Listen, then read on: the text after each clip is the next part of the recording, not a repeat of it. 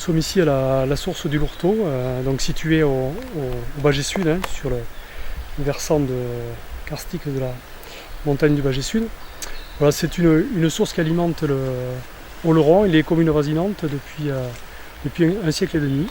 C'est une source qui a un débit variable, puisqu'elle est liée donc aux saisons, c'est-à-dire que l'été on a moins de débit qu'en période hivernale.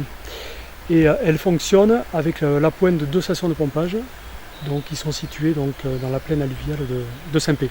Cette ressource donc, fournit une eau de qualité qui ne nécessite pas un traitement très compliqué, puisque juste l'adjonction de stérilisants, en l'occurrence c'est du chlorogazeux, permet de la livrer au consommateur de cette façon-là.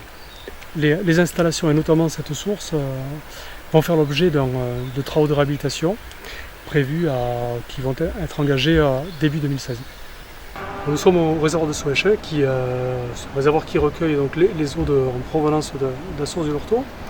Enfin, la quasi-totalité, puisqu'une partie est distribuée donc, en amont de ce réservoir pour alimenter la commune des Us et le quartier du Bâgé Nord.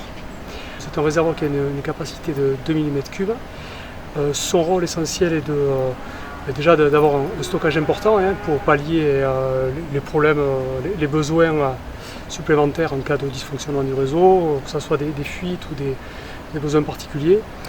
Et en plus de ça, son rôle est d'alimenter, puisqu'il alimente en cascade 2 autres réservoirs, qui sont le réservoir de Saint-Pé, qui a une capacité de 2000 m3, et le réservoir de Sainte-Croix, qui a une capacité importante aussi, puisqu'il est à un volume de 1500 m3 environ.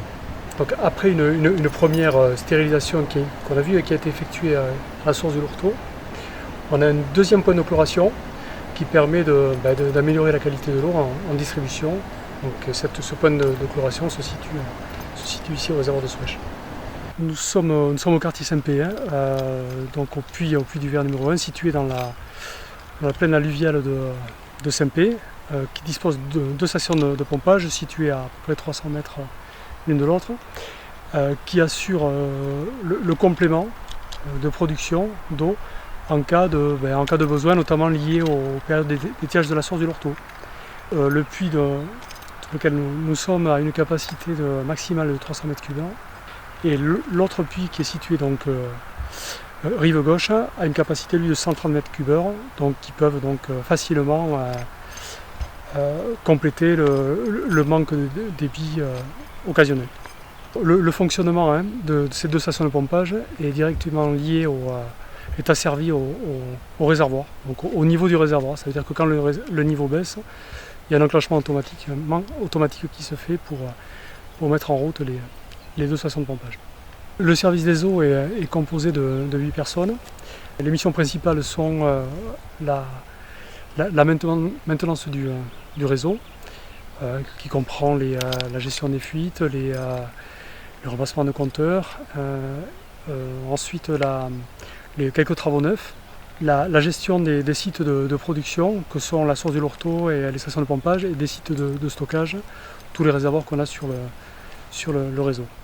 Le service des eaux est dirigé par Frédéric Boy, qui assure donc toute la partie fonctionnement et travaux. Alors voilà, ramener à un habitant la consommation quotidienne est de 150 litres au jour, qui correspond à peu près à 4 mètres cubes par mois.